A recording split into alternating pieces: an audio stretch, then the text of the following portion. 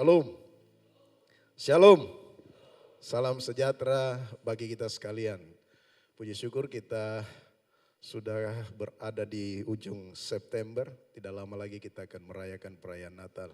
Tentunya tidak ada yang lebih indah selain kita mengucap syukur atas penyertaan dan pemeliharaan Tuhan bagi kita sekalian. Baik, hari ini saya akan mengajak kita semua merenungkan kebenaran firman Tuhan dan kita akan belajar dari kitab 1 Yohanes pasal yang pertama ayat 1 sampai dengan 4. Tapi kita akan melihat keseluruhan dari kitab 1 Yohanes ini. Dan saya beri tema kebenaran firman Tuhan kita pada sore hari ini dengan tema hidup dalam kehendak Tuhan. Kehendak Tuhan bagi kita. Hidup dalam kehendak Tuhan atau kehendak Tuhan bagi kita. Mari kita membaca di dalam 1 Yohanes pasal 1 ayat 1 sampai dengan ayat yang keempat.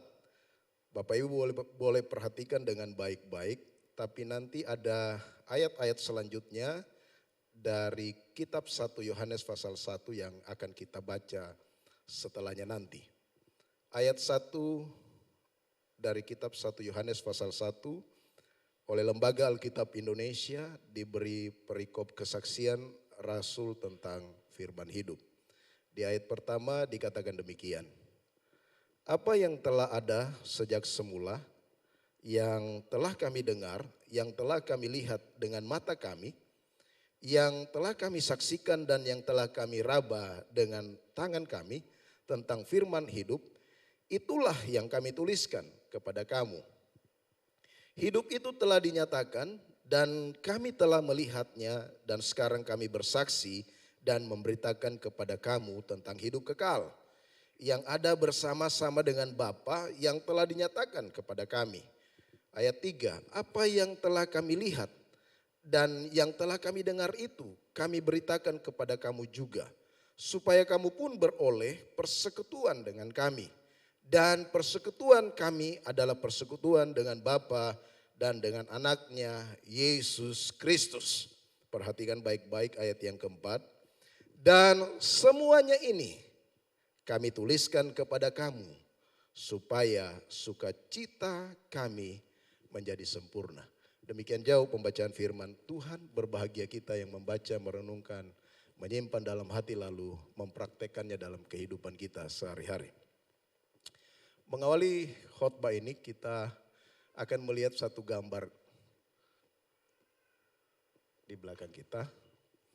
2 minggu yang lalu berita dunia memuat tentang orang ini.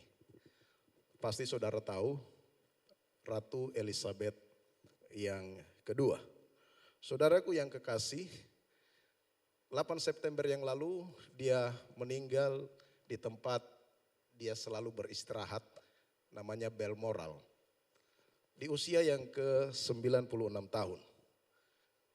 Tahun lalu suaminya yang meninggal, Pangeran Philip Mountbatten. Dia meninggal pada usia yang ke-99 tahun. Saudaraku yang kekasih, banyak hal yang kita tahu dia Ratu Elizabeth, tapi banyak hal dalam hidupnya yang kita tidak tahu. Lalu kemudian ketika dia meninggal, banyak berita-berita kita baca, kita tahu tentang perjalanan kehidupan dari Ratu Elizabeth ini. Saudara tahu, ada hal yang menarik, usia 20 tahun dia menjadi super truk saudara di angkatan bersenjata Inggris. Super truk. Bukan hanya itu, dia juga punya keahlian saudara memperbaiki mesin-mesin truk, montir. Jadi dia sopir truk angkatan bersenjata, lalu dia adalah montir. Pada usia yang ke-26 tahun saudara, dia di tahun 1952, dia diangkat menjadi Ratu Elizabeth, Raja saudara. Saudaraku yang kekasih, dan mungkin waktu itu, waktu ada TV, hanya dia satu-satunya pelantikan seorang kepala negara yang disiarkan di seluruh dunia lewat jaringan TV. Saudara, dia memerintah itu 70 tahun lamanya. Jarang orang memerintah sampai begitu panjangnya. 70 tahun lamanya dia memerintah. Dan dia memerintah bukan hanya di Inggris, saudara. Ada beberapa negara, 15 negara. Nanti saudara cari sendiri apa saja negara yang diperintah oleh Ratu Elizabeth ini. Saudaraku yang kekasih di dalam Tuhan Yesus Kristus, dia hidup waktu dia diangkat jadi raja, ratu itu. Dia juga bersama-sama ada pemimpin dunia yang terkenal pada waktu itu yang namanya Stalin, Harry Truman, Mao Zedong yang ada di Cina. Itu ada bersama dia, tapi sekarang mereka juga sudah meninggal semua. Lalu kemudian saudaraku yang kekasih, dalam 70 tahun rentan pemerintahannya itu saudara, rentang pemerintahannya itu. Dia ada 14 Perdana Menteri Inggris yang dia lewati. Lalu ada 15 Perdana Menteri Australia. Ada 14 Presiden Amerika Serikat. Dalam 70 tahun dia memerintah itu. Saudara, tapi bukan itu yang ingin saya sampaikan. Ada hal yang menarik dari Ratu Elizabeth ini yang kalau saudara lihat di Facebook. Ada hal yang menarik yang kita tidak tahu tapi kita tahu saudara hari ini. Dia punya tas kecil. Tas kecilnya itu berisi lipstik dan kaca kecil di dalam tas itu. Saya baca di detik.com saudara, rupanya lipstik itu punya kode saudara. Jadi kalau dia butuhkan sesuatu atau dia menginginkan sesuatu, maka dia akan membuat sebuah kode kepada pengawalnya, ajudannya. Misalnya kalau di pertemuan makan begitu, lalu kemudian dia buat sebuah kode memakai lipstik, maka dia ingin ajudannya itu langsung tahu bahwa dia ingin supaya jamuan makan itu dihentikan. Karena dia mau cepat-cepat pulang. Dia cuma kode dengan menggunakan lipstik atau dengan menggunakan tasnya. Kalau dia sudah tidak mau ada di pertemuan itu, maka tasnya itu dia taruh di atas meja. Jadi pengawal dan semua anggota ajudannya itu tahu bahwa dia tidak suka sudah ada di pertemuan itu. Jadi segera dipersiapkan untuk dia keluar dari pertemuan itu. Jadi kode tas itu menjadi sebuah kode untuk apa yang dimaui, apa yang dikehendaki oleh ratu ini, Ratu Elizabeth yang kedua. Nah, Allah yang kita kenal di dalam Yesus Kristus adalah raja kita, raja di atas segala raja yang tidak memakai lipstik, yang tidak memakai tas sebagai kode untuk memberitahukan kehendaknya kepada saya dan saudara. Dia ingin menyampaikan kehendaknya kepada saya dan saudara, dia menggunakan Alkitab. Dia menggunakan firman Tuhan untuk menyampaikan kehendaknya kepada saya dan saudara. Dan salah satunya firman Tuhan yang menjadi kehendak Tuhan bagi saya dan saudara yang kita baca dalam kitab 1 Yohanes pasal 1 ini. Saudaraku yang kekasih, surat 1 Yohanes pasal 1 ini terdiri dari 5 pasal. Dan di dalamnya itu mencatat secara terang benderang, secara tegas tentang apa yang dikehendaki Tuhan bagi orang yang percaya kepadanya, apa yang dimaui oleh Tuhan kepada setiap orang yang percayanya, kepada setiap saya dan saudara, apa yang Tuhan mau bagi kita saudara. Nah tujuan ditulisnya 1 Yohanes ini merupakan kehendak Tuhan bagi kita orang yang percaya. Lalu pertanyaannya bagi saya dan saudara, bagaimana seharusnya kita bersikap, bagaimana seharusnya saya dan saudara ini orang yang percaya harusnya hidup berdasarkan tujuan dari penulisan 1 Yohanes ini. Bagaimana kita hidup? Bagaimana seharusnya saya dan saudara hidup sesuai dengan kehendak Tuhan? Ada 4 yang ingin saya bagikan bagi kita berdasarkan apa yang nanti akan kita baca dan kita renungkan hari ini. Yang pertama saudaraku yang kekasih di dalam Tuhan. Bagaimana seharusnya saya dan saudara ini hidup? Bagaimana saya dan saudara harus hidup berdasarkan tujuan dari penulisan 1 Yohanes ini? Apa yang Tuhan mau? Apa yang Tuhan kehendaki supaya kita lakukan dalam hidup ini? Yang pertama saudaraku yang kekasih, yang pertama saya baca ulang di ayat yang keempat. Di sana dibilang begini. Dan semuanya ini kami tuliskan kepada kamu supaya sukacita kami menjadi sempurna. Yang pertama saudara, bagaimana seharusnya saya dan saudara hidup sebagai orang percaya terhadap kehendak Allah. Yaitu Tuhan mau, Tuhan inginkan, Tuhan menghendaki saya dan saudara hidup dalam sukacita. Penuh dengan sukacita. Di sana dikatakan begini, dan semuanya ini kami tuliskan kepada kamu supaya sukacita kami menjadi sempurna. Kalau kita perhatikan saudara, kalimat semuanya ini kami tuliskan, tentunya ini menunjukkan tentang firman Allah.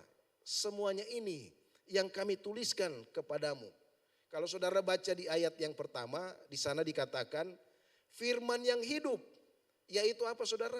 Coba perhatikan ayat yang pertama. Apa yang telah ada sejak semula, yang telah kami dengar, yang telah kami lihat dengan mata kami, yang telah kami saksikan dan yang telah kami raba dengan tangan kami tentang firman hidup. Ya saudaraku yang kekasih di dalam Tuhan, semuanya ini kutuliskan kepadamu, tentunya ini menunjuk kepada firman Tuhan. Firman yang hidup yaitu siapa? Yaitu Yesus Kristus. Dan Yohanes bilang di ayat 1 sampai dengan ayat yang kedua, Yohanes ini punya persekutuan yang dekat dengan firman yang hidup itu. Dia bilang apa yang telah saya lihat, apa yang telah saya raba, yang telah saya saksikan, itulah yang saya saksikan. Jadi Yohanes ini mau membicarakan tentang Yesus Kristus kepada pembacanya. Karena apa saudara? Karena dia sudah mengalami Yesus Kristus itu. Dia sudah mengalami siapa Yesus itu. Apa yang kami raba, apa yang kami saksikan. Jadi Yohanes di sini mau menegaskan tentang hubungannya dengan Tuhan. Persekutuannya dengan Tuhan. Pengenalannya terhadap firman Tuhan. Pengenalannya terhadap Yesus. Sang firman yang hidup itu. Semua ini kutuliskan kepadamu supaya, ini tujuan penulisan dari 1 Yohanes ini. Supaya apa saudara? Supaya sukacita kami menjadi sempurna, menjadi komplit. Lalu apa yang dapat kita pelajari dari pernyataan Yohanes ini saudara? Saudara, bahwa mengalami persekutuan pribadi dengan Yesus Kristus seperti yang dialami oleh Yohanes itu saudara, saya percaya itu pasti membawa sukacita. Ada di sini yang ketika dia bersekutu dengan Yesus Kristus tidak mengalami sukacita? Dipertanyakan saudara punya kekristenan. Jadi Yohanes bilang begini, saya ini bersekutu dengan Yesus Kristus.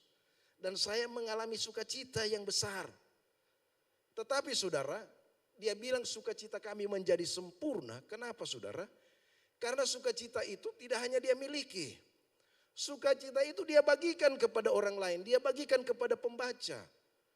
Dia bilang begini saudaraku, supaya sukacita apa yang telah kutuliskan kepada kamu, supaya sukacitaku menjadi sempurna. Dia sudah menerima Yesus Kristus sebagai Tuhan, Juru Selamatnya, lalu dia punya hubungan yang baik dengan Yesus Kristus. Dia raba, dia saksikan, dia punya persekutuan yang indah dengan Yesus Kristus. Dia mengalami sukacita yang besar. Tapi sukacita itu semakin besar, semakin sempurna, semakin komplit ketika sukacita itu dibagikan. Saudara dan saya ketika menerima Yesus Kristus lalu kita punya persekutuan dengan Yesus, kita akan mengalami sukacita yang besar. Kenapa? Karena dosa-dosa kita, beban kita dipikul oleh Yesus. Tapi saudaraku yang kekasih, sukacita kita yang besar akan semakin menjadi besar kalau sukacita itu kita bagikan kepada orang yang lain. Itu sebabnya Yohanes menulis, kami tuliskan kepada kamu supaya sukacita kami menjadi penuh. Menuliskan kepada siapa? Kepada para pembaca. Kepada kita yang membaca hari ini. Supaya apa saudara? Supaya sukacita kita menjadi penuh. Kalau di dalam Kisah Rasul pasal 20 ayat 35 ada kan dibilang oleh Tuhan Yesus begini. Adalah lebih baik memberi daripada menerima. Memberi itu luar biasa saudara. Kita akan mengalami sukacita. Kita sudah menerima itu luar biasa. Tapi waktu kita memberi itu lebih sukacita lagi saudara. Saudaraku yang kekasih di dalam Tuhan Yesus Kristus. untuk hal-hal yang sementara yang kita terima di dunia ini, saudara. Kita terima berkat, itu sukacita. Itu untuk hal-hal yang sementara. Lalu kalau kita bagikan, kita juga akan pasti merasa sukacita yang luar biasa. Tapi saudaraku yang kekasih, apalagi menyangkut berkat tentang kehidupan yang kekal. Bayangkan saudara, kalau saudara mendapatkan berkat keselamatan, itu sukacita yang luar biasa. Tapi sukacita saudara, sukacita saya akan menjadi lebih penuh, lebih komplit, lebih sempurna ketika saya dan saudara membagikan sukacita. Sudahkah saya dan saudara sungguh-sungguh membagikan sukacita itu kepada orang yang lain? Mungkin ada di antara saudaramu, mungkin ada di antara keluargamu, mungkin ada di antara teman-temanmu yang belum pernah mendengarkan sukacita. Maka saudara yang saya dan saudara yang sudah menerima sukacita itu, mari kita bagikan sukacita itu kepada orang lain, kepada orang yang belum mengenal Yesus Kristus. Supaya apa yang kita rasakan dalam persekutuan dengan Yesus Kristus, kita mengalami sukacita itu. Kita juga akan mendapatkan sukacita yang penuh ketika kita membagikan kepada orang yang lain. Itu hal yang pertama saudara, yang Tuhan kehendaki berdasarkan tujuan dari penulisan 1 Yohanes ini kepada saya dan saudara yang membaca kitab ini, kepada saya dan saudara orang yang percaya kepadanya. Yang kedua saudara, bagaimana seharusnya saya dan saudara hidup sesuai dengan kehendak Tuhan berdasarkan tujuan penulisan 1 Yohanes ini. Saudara yang kedua, coba kita baca di pasal yang kedua ayat yang pertama.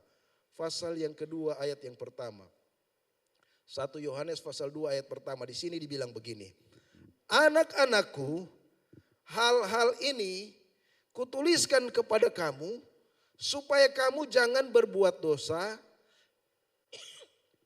Namun jika seorang berbuat dosa, kita mempunyai seorang pengantara pada Bapa, yaitu Yesus Kristus yang adil.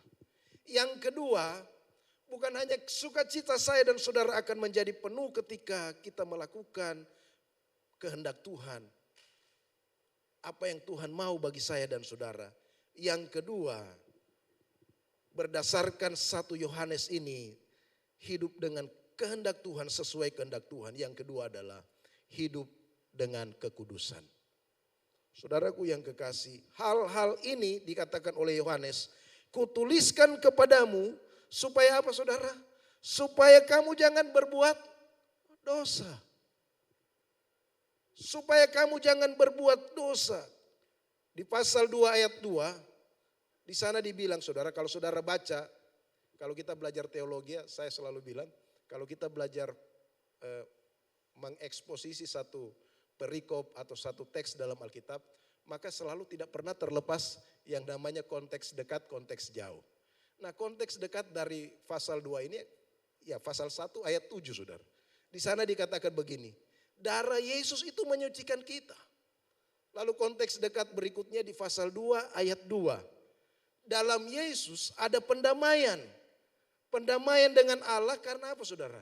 Karena saya dan saudara punya dosa. Kita ini orang berdosa. Lewat pendamaian itu dosa-dosa saya dan saudara itu diampuni oleh Tuhan. Tapi Tuhan bilang jangan berbuat dosa. Saudara, anugerah pengampunan di dalam Yesus Kristus itu bukan menjadi alasan bagi saya dan saudara untuk berbuat dosa. Banyak orang pakai ayat ini saudara. Banyak orang pakai kalau saya sudah terima Yesus Kristus sebagai Tuhan dan Juru Selamat, maka saya pasti selamat. Lalu kemudian kita mengabaikan, kita sengaja berbuat dosa. Kan kita terima anugerah Tuhan. Kasih karunia Tuhan.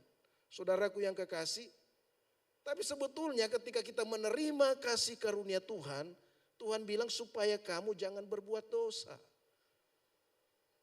Supaya saya dan saudara itu hidup dalam kekudusan untuk menjalani. Karena itu kehendak Tuhan bagi saya dan saudara. Saudaraku yang kekasih, tapi saudara, Yohanes paham. Yohanes mengerti kita ini manusia yang tidak sempurna. Yang seringkali jatuh di dalam dosa. Tetapi firman Tuhan bilang jikalau kita jatuh, kita harusnya bangkit. Waktu kita jatuh dalam dosa, jangan kita tenggelam dalam dosa itu terus menerus. Tapi kita harus bangkit. Kenapa saudara kita harus bangkit? Karena ada pengantara, yaitu Yesus Kristus yang adil yang akan mendamaikan saya dan saudara. Saudaraku yang kekasih, Roma pasal 6 ayat 1 sampai 2, di sana dibilang begini. Di mana ada dosa, di situ kasih karunia Allah bertambah-tambah. Jadi kalau begitu kita buat dosa supaya kasih karunia terus bertambah-tambah. Apakah jawabannya seperti itu? Firman Tuhan bilang sekali-kali tidak. Saudaraku yang kekasih, seringkali seperti tadi saya bilang, banyak orang menggunakan anugerah Allah sebagai alasan untuk apa? Supaya dia bisa berbuat dosa. Saudaraku yang kekasih di dalam Tuhan, ada lagu yang enak sekali kita dengar dan saya suka dengar lagu itu. Lagu itu Goodness of God, saudara. Itu bagaimana pengampunan Allah, anugerah Allah yang luar biasa yang diberikan kepada kita. Ada orang yang memberi kesaksian tentang lagu Goodness of God itu, saudara. Dia bilang begini, 12 tahun saya itu drugs, terikat oleh obat-obat terlarang, narkoba, saudara. Tetapi saya sudah terlepas dan saya bisa melayani orang-orang yang terikat oleh obat-obat terlarang. Saudara, kenapa saudara? Dia memakai anugerah Allah itu untuk apa? Untuk hidup kudus. Untuk bisa mengatasi dosa. Saudaraku yang kekasih, prinsipnya begini saudara. Jikalau saya dan saudara mengingat, mensyukuri anugerah keselamatan Yesus Kristus, maka kebenaran firman Tuhan itu akan mendorong kita. Kebenaran firman Tuhan itu akan memberikan saya dan saudara kekuatan untuk saya dan saudara boleh mengatasi dosa dalam hidup saya dan saudara. Saudaraku yang kekasih, seringkali dosa mencengkeram kita. Tapi saudara, Yohanes bilang dalam 1 Yohanes pasal 2 ayat 1 ini, dia bilang begini, hal-hal ini kutuliskan kepada kamu tentang bagaimana anugerah keselamatan itu di dalam Yesus Kristus. Supaya apa? Supaya saya dan saudara jangan berbuat dosa, hidup dalam kekudusan. Itu yang kedua, kehendak Tuhan bagi saya dan saudara berdasarkan tujuan dari penulisan 1 Yohanes ini kepada para pembaca dan kepada saya dan saudara orang Kristen di masa kini.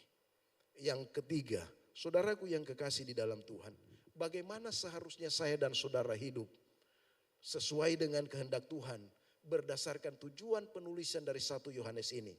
Tujuan penulisan 1 Yohanes ini secara tegas bukan hanya ditulis pada pasal 1 ayat 4 tadi yang kita sudah baca. Bukan hanya ditulis pada pasal 2 ayat 1. Tetapi juga ditulis pada pasal 2 ayat 26. Coba kita perhatikan pasal 2 ayat 26. Pasal 2 ayat 26. Firman Tuhan bilang begini. Semua itu kutulis kepadamu, yaitu mengenai orang-orang yang berusaha menyesatkan kamu. Jadi yang ketiga saudara, bukan supaya juga kita punya sukacita yang penuh, supaya kita jangan berbuat dosa lagi. Tapi kehendak Tuhan bagi saya dan saudara sebagai orang yang percaya, supaya kita waspada terhadap penyesatan. Saya dan saudara waspada, berhati-hati terhadap bahaya penyesatan. Ada banyak hari-hari ini pengajaran yang sangat-sangat gampang kita ikuti, sangat-sangat mudah kita lihat.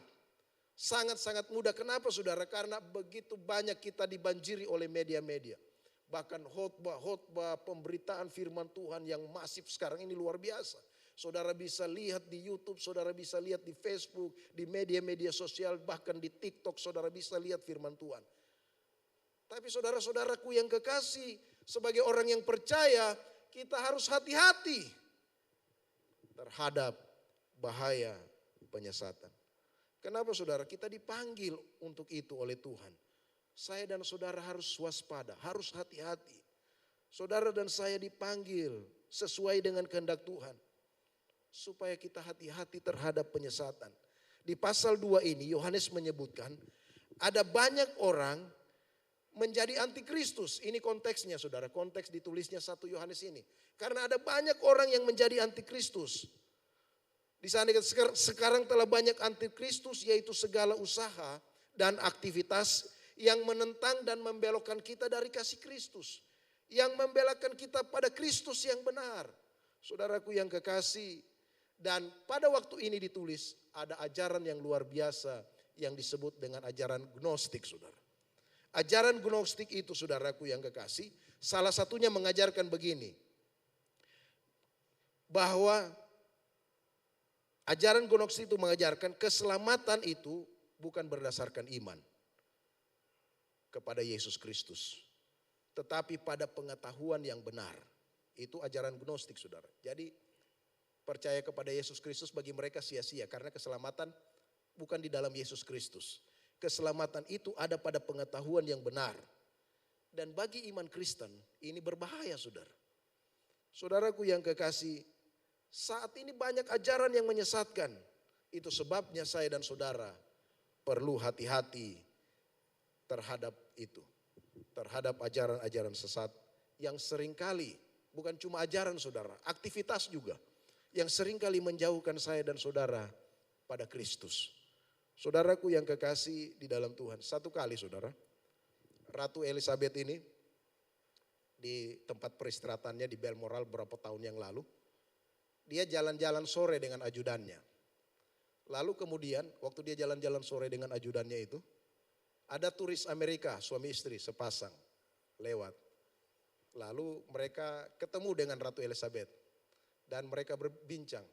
Lalu bertanya kepada Ratu Elizabeth, kalian dari mana? Lalu Ratu Elizabeth dan ajudannya bilang, kami dari London.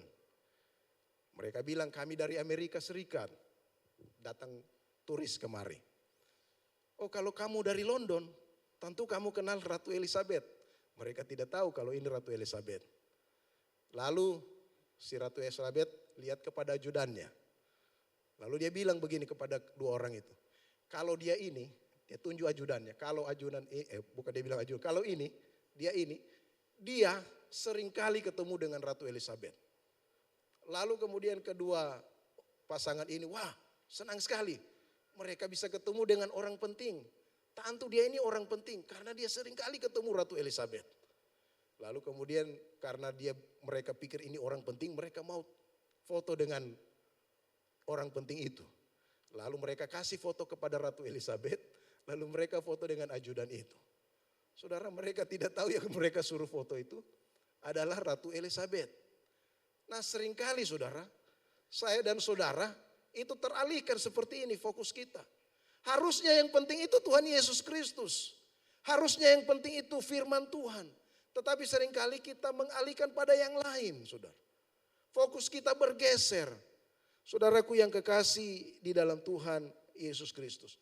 Saudara, bulan September ini ada banyak peristiwa-peristiwa yang luar biasa yang dialami bukan hanya kita, tapi juga dunia, saudara. Ada dulu peristiwa teroris yang 11 September.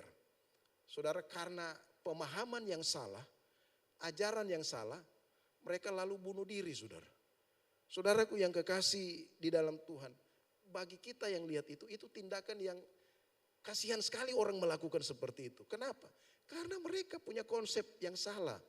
Saudara, betapa berbahayanya saya dan saudara kalau kita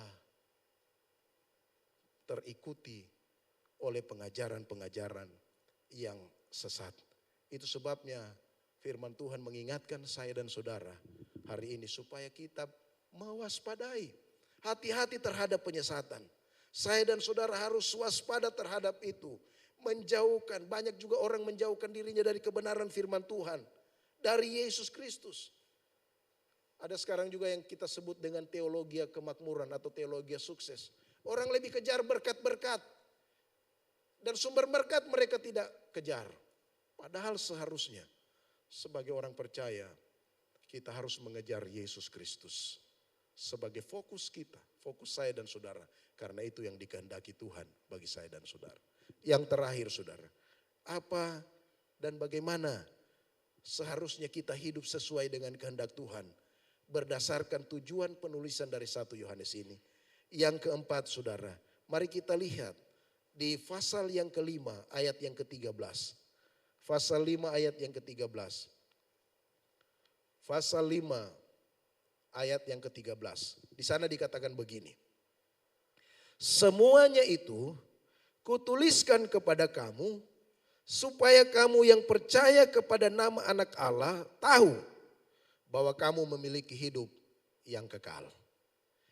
Yang keempat, saudaraku yang kekasih, bagaimana saya dan saudara orang percaya hidup sesuai dengan kehendak Tuhan berdasarkan tujuan penulisan dari 1 Yohanes ini bagi saya dan saudara, bagi kita yang membacanya adalah bahwa saya dan saudara harus punya keyakinan hidup yang kekal.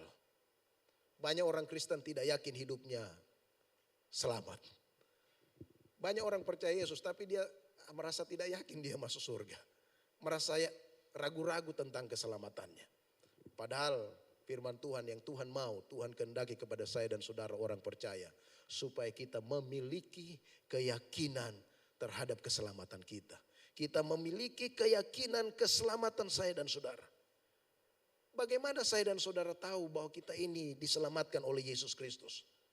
Rasul Yohanes saudara sedikitnya menulis 2 kali tentang bahwa Yesus Kristus itu diutus Allah untuk menjadi pendamaian bagi dosa-dosa kita.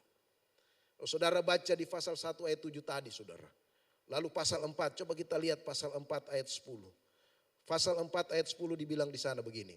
Inilah kasih itu, bukan kita telah mengasihi Allah, tetapi Allah yang telah mengasihi kita dan yang telah mengutus anaknya sebagai apa saudara? Sebagai pendamaian bagi dosa-dosa kita. Itu artinya Yesus Kristus itu diutus supaya mendamaikan dosa-dosa kita. Dan harusnya ini menjadi sebuah keyakinan bagi saya dan saudara tentang kepastian keselamatan di dalam Yesus Kristus. Sehingga apapun yang menggeser kita dari Yesus Kristus itu tidak bisa menggoyahkan saya dan saudara. Karena apa? Karena kita punya keyakinan, keselamatan dan itu adalah kehendak Tuhan bagi saya dan saudara sebagai orang percaya. Banyak orang yang bergeser imannya, tidak lagi percaya kepada Yesus Kristus karena mereka memiliki keraguan. Padahal Tuhan mau kita memiliki keyakinan yang kokoh. Saudara, dengan percaya kepada Yesus Kristus yang telah menjadi jalan pendamaian. Kenapa saudara? Karena dia sudah membayar utang dosa kita. Maka orang percaya yang percaya kepada Yesus Kristus, saya dan saudara itu bisa punya keyakinan keselamatan yang benar. Yang hanya ada di dalam Kristus Yesus. Karena firman Tuhan bilang siapa yang percaya kepadanya pasti diselamatkan. Saudara, ini penting sekali kita memiliki keyakinan ini. Penting sekali bagi saya dan saudara orang yang percaya memiliki keyakinan keselamatan. Supaya apa? Supaya kita bisa melakukan perintah Tuhan, kita melakukannya dengan benar. Kita melakukannya dengan tulus bukan dengan ada maunya saudara. Kalau kita memiliki keyakinan keselamatan maka kita akan melakukan segala sesuatu dengan tulus kepada Tuhan. Karena kita yakin kita diselamatkan. Saudaraku yang kekasih di dalam Tuhan Yesus Kristus. Banyak orang karena konsepnya mudah-mudahan saya selamat. Jadi waktu dia melakukan sesuatu dalam hidupnya, dia melakukan supaya dia selamat. Misalnya dia datang ke gereja karena supaya dia selamat. Dia memberikan persembahan karena ada maunya supaya selamat. Dia berdoa karena apa? Dia berpuasa karena apa? Karena supaya dia mau selamat. Itu konsep yang keliru. Karena dia masih ragu-ragu terhadap keselamatannya. Konsep yang benar adalah karena Tuhan sudah menyelamatkan saya dan saudara menjadi pendamaian bagi saya dan saudara. Maka kita melakukan apapun kita lakukan untuk Tuhan. Tidak ada maunya karena kita tulus karena dia sudah menyelamatkan saya dan saudara. Itulah konsep keyakinan keselamatan yang benar. Saudara, kalau saya dan saudara ini sudah diselamatkan, maka kalau kita beribadah, kita melayani Tuhan, kita berdoa, kita memberi persembahan kepada Tuhan, kita melakukan yang baik, kita melakukan perintah Tuhan. Itu sebagai apa? Sebagai wujud kita bersyukur, kita mengasihi Tuhan. Saudaraku yang kekasih, Penting sekali kita punya keyakinan, keselamatan juga untuk apa saudara? Untuk saya dan saudara bisa mengatasi pergumulan-pergumulan hidup. Penting kita punya keyakinan keselamatan supaya ketika ada penderitaan menimpa kita, ketika ada pergumulan menimpa saya dan saudara, ketika kita mengalami tantangan dalam hidup ini, kita kuat. Kenapa kita kuat? Karena kita sudah mendapatkan keselamatan yang lebih penting daripada segala sesuatu yang ada di dunia ini. Sehingga manakala penderitaan pergumulan datang dalam hidup saya dan saudara, kita kuat karena kita sudah punya jaminan keselamatan yang pasti. Saudaraku yang kekasih di dalam Tuhan Yesus Kristus. Kenapa saudara? Karena persoalan hidup kita yang terbesar, saya selalu ulang-ulang dalam khotbah. Persoalan hidup yang terbesar manusia adalah dosa dan neraka yang kekal. Tapi semuanya itu sudah ditanggung Yesus lewat kematiannya di atas kayu salib. Menebus saya dan saudara. Sehingga seharusnya saya dan saudara punya keyakinan tentang keselamatan, kepastian keselamatan.